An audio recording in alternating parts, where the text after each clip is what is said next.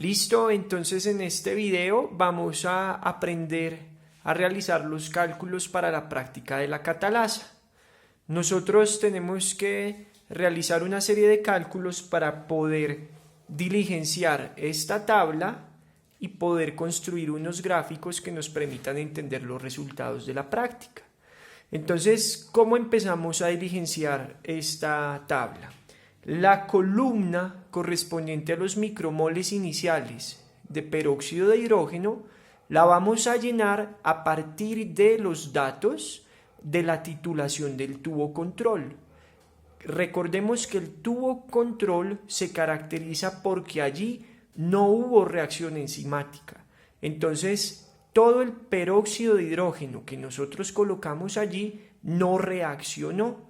Y como no reaccionó, entonces cuando titulemos a partir del dato de permanganato de potasio gastado en la titulación de ese tubo, nos permitirá calcular cuáles eran las micromoles iniciales de peróxido en todos los tubos.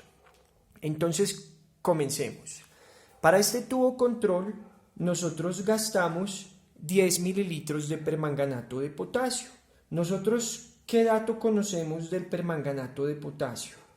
Nosotros sabemos que estaba a una concentración de 5 milimolar. ¿Qué significa esto? Que hay 5 milimoles por cada 1000 mililitros de reactivo. Pero nosotros no gastamos 1000 mililitros de reactivo en la titulación, sino que gastamos 10 mililitros. Entonces, resolvamos esta regla de 3. 5 milimolar por 10 mililitros dividido 1000 mililitros. Nosotros podemos cancelar valores, ¿cierto? Y esto es igual a 5 dividido 100 es 0.05 milimoles de permanganato, ¿verdad? Pero la tabla nos está pidiendo datos de micromoles. Entonces pasemos esto a micromoles. ¿Cómo hacemos para pasar a micromoles? ¿Cierto? Vamos a multiplicar por 1000. Entonces, si multiplico por 1000, vamos a tener un valor de 50 micromoles de permanganato de potasio. Pero la tabla no nos está pidiendo los micromoles de permanganato, nos está pidiendo los micromoles de peróxido de hidrógeno. Entonces, recordemos la reacción entre el permanganato de potasio y el peróxido de hidrógeno en condiciones ácidas. Entonces tengamos en cuenta esta estequiometría. 2 moléculas de permanganato de potasio reaccionan con 5 moléculas de peróxido de hidrógeno. Entonces ese dato es importante, tengamos en cuenta esa estequiometría de la reacción. ¿Por qué? Porque sabemos que 5 de permanganato, lo voy a escribir así de manera abreviada, ¿cierto? Reaccionan con 2 de permanganato reaccionan con 5 de peróxido de hidrógeno, ¿cierto? Según nuestra estequiometría de la reacción. Entonces, estas 50 que nosotros calculamos, que acabamos de calcular para el permanganato, ¿con cuántas de peróxido reaccionarán? Entonces, resolvamos esta regla de 3. Igual que hicimos con la regla de 3 anterior. 50 de permanganato por 5 de peróxido de hidrógeno dividido 2 de permanganato, ¿cierto? Cancelemos 50 por 5, 250 dividido 2, es decir, 125 micromoles de peróxido de hidrógeno. Entonces, este dato es el que vamos a diligenciar en todas las casillas de esta columna. Recordemos que en todos los tubos pusimos la misma cantidad de peróxido inicial. Entonces, titulando para el tubo control, conoceremos las micromoles que inicialmente colocamos en todos nuestros tubos. Ahora continuemos, hallemos las micromoles residuales. Para eso, entonces, repetimos este ejercicio de acá, estos cálculos, pero reemplazando estos 10 mililitros, ya no los vamos a tener en cuenta, ¿cierto? Vamos a tener en cuenta los 6.5 mililitros que utilizamos para el tubo 1, los 7.8 del tubo 2 y los 8.5 del tubo 3. Entonces hagamos el ejercicio para el tubo 1, por ejemplo, ¿listo?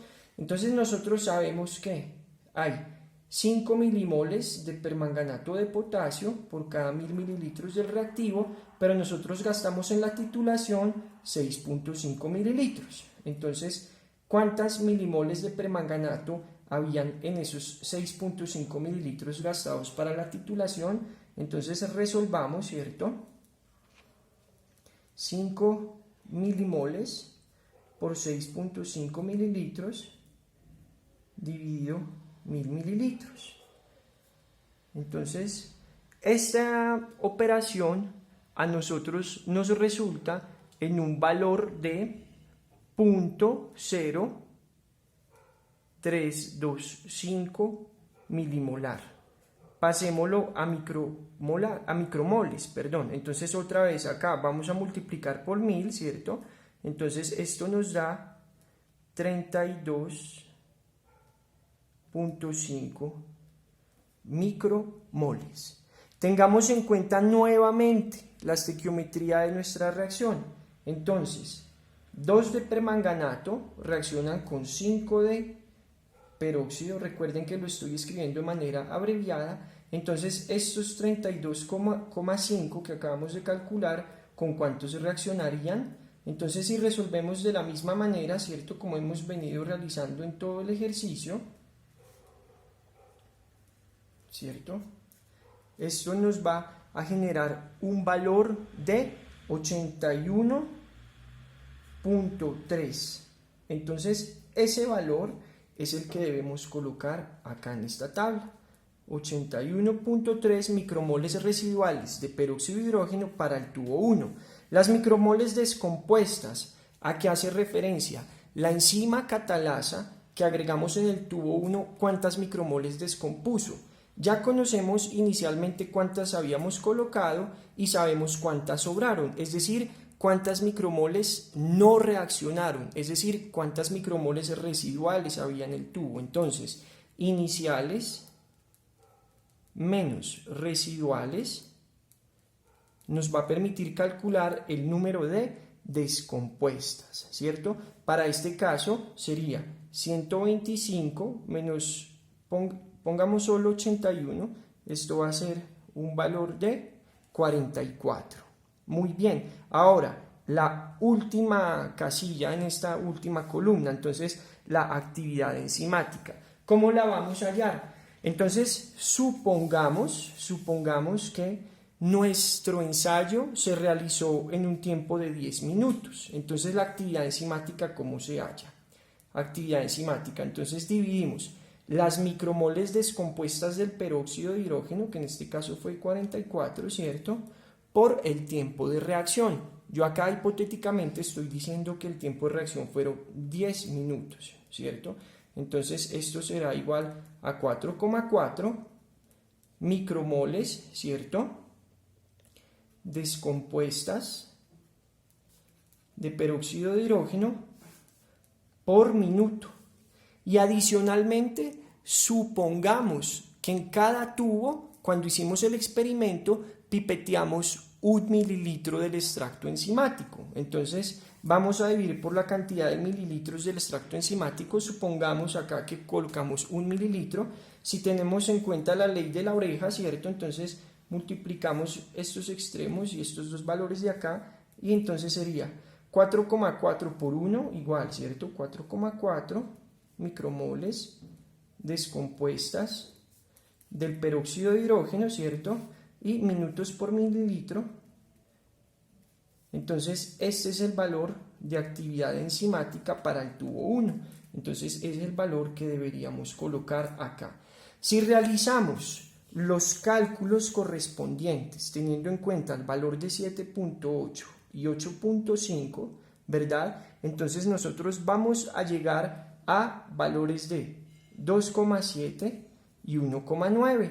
Recordemos que el tubo control, en ese tubo no había enzima, ¿cierto? Entonces allí siempre vamos a utilizarlo únicamente para calcular las micromoles iniciales de todos los tubos, pero el resto de las casillas no se tienen en cuenta.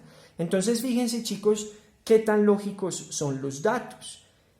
Cuanto mayor permanganato gastamos en la titulación, menor es la actividad enzimática, y eso es lógico para estos cálculos. Por ejemplo, si nosotros suponemos que este es un experimento de temperatura, entonces miremos cómo se comportan esos datos en una gráfica. Por ejemplo, yo puedo poner acá en el eje X, ¿cierto?, la temperatura en grados Celsius, ¿cierto? Y en el eje Y puedo colocar la actividad enzimática en unidades de micromoles descompuestas de peróxido por minuto por mililitro. Y para los tubos 1, 2 y 3, supongamos que aquí la temperatura iba en aumento.